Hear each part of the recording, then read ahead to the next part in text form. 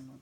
An Earth Angel is, we're basically on a grandmother walk in preparation of becoming a grandmother, and we're not quite ready, but we're learning and absorbing all the knowledge and the experiences that we have with the grandmothers and the places we go as well, like here. I just know by talking to Rachel, I've learnt so much this weekend about so much, and it's amazing. A bit about myself. I run a Native American healing drum circle, and the group, it's just amazing. I'm not even advertising, they're all just coming. Creator's just amazing. And it's all due to Kiri as well, because I met Kiri at another drum circle, and Kiri said to me, but you know enough, you should be starting your own drum circle. And I got kicked up the backside. Get one going. Have you got one going yet? And this is what it's about, you know, listening to your elders. They know better. Sometimes you're right in a situation you can't see. Others can see it.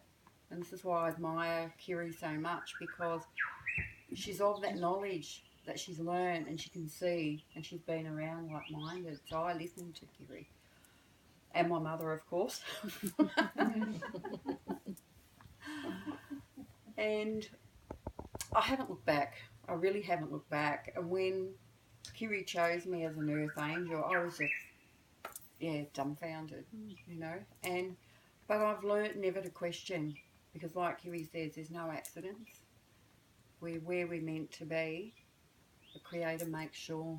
Sometimes, and we know when we're on the wrong path, because things just don't quite go right, and you don't feel you. But eventually, the signs, you learn to see the signs, and it puts you back. And, you know, I've heard a lot of people say, this is where I'm meant to be. And when you can say that, you're actually on your journey. You're on your path. Because otherwise you wouldn't feel that way. So I learn a lot about going within myself now and feeling it and knowing it. And I lie to myself sometimes, like we all do. But I've learned to lie less and less, because I know that it takes you off on the wrong road. You think, oh, what's the easy way out? And I've learnt sometimes the Creator puts in front of you these hard lessons. They're the growth lessons. I truly believe that. And yeah, so nice to meet you all. And I had to learn to let go of a few things here yesterday when I came to the vortex, and I didn't expect that. I've got Rachel one side of me laughing, and then all of a sudden I'm howling. And I'm thinking, this is so individual. We all have something within us, and it's like, you know, saying to someone the other day, if you've got a glass of water and you can hold it out, but if you hold that out too long, your arm starts to get heavy. And sometimes that's the same with our loads that we carry on our back. Sometimes you just got to put them down, drop them. Sometimes you can't keep holding on to that weight and that heaviness. Sometimes we've just got to give it. And that's the amazing part of this vortex, was that I was able to give some of what I was carrying, and I felt lighter this morning, and I slept well last night. It was absolutely beautiful. So thank you for allowing me. Thank you. So most of you do know me. I'm Grandmother Sue.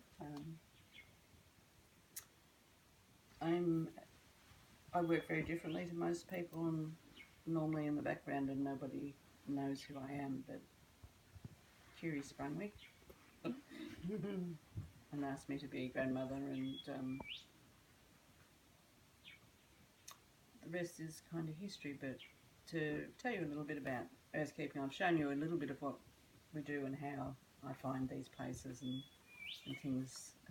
The ability that I have with energy is to hold the higher frequency in my aura, and so then I get sent over to places where other vortexes are vibrating or at a lower rate, or are tainted. Like many of the major power sites around the world are tainted because everybody goes there and everybody has a different intention. not all of them are good. You know, a lot of them are for power and for wealth and money and personal stuff. So that all takes away from a power site. So I get loaded up, sent across the planet, I download it, I help cleanse it as well. I bring back a lot of the energy in my aura, I bring it back here, download it into the vortex, and it gets cleansed. But a lot of the cleansing then comes up through me. Again, the conduit for the energy to come in, the energy to go out is a conduit as well. So I've spent 20 years here, 20 blissful years, interspersed regularly with sobbing and crying and screaming and swearing. So that's happened right through my time here. But I chose to do that, and I'm happy that I have been able to help. Yes, because when you see someone like Rachel and Susan come and, oh yes, this is a nice place, isn't this lovely? Where's the cave? And then they sit down, but then you see the energies take over. And you know that the work that you're doing and keeping the energies here pure and strong, it can do wonders here. And this is why Barbara and I have opened the Vortex Healing Centre, so that people can come and experience their own healing, whichever way or form that takes. And yeah, and I get to go all around the world. It's beautiful.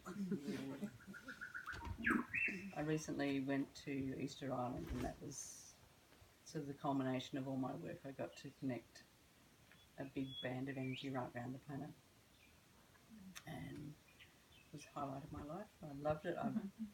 I believe I've had a past life, if you believe in any of that, in Easter Island, and my goodness, it was hard to come home.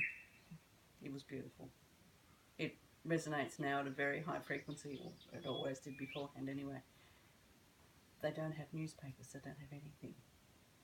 They want food, they go and they grow it, they go out and catch it. If they catch too much, they bring it back and sell it at the market.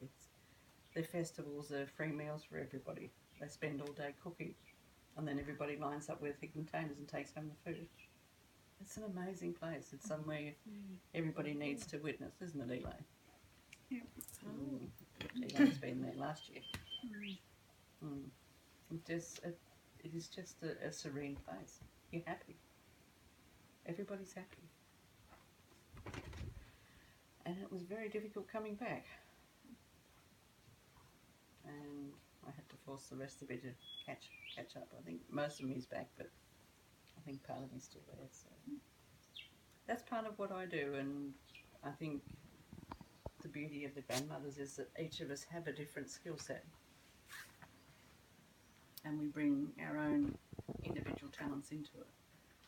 And it's something we can, when we sit like this, we can help basically anybody, because everybody has knowledge of something here. So that's it. And I'll pass you on to Jacqueline.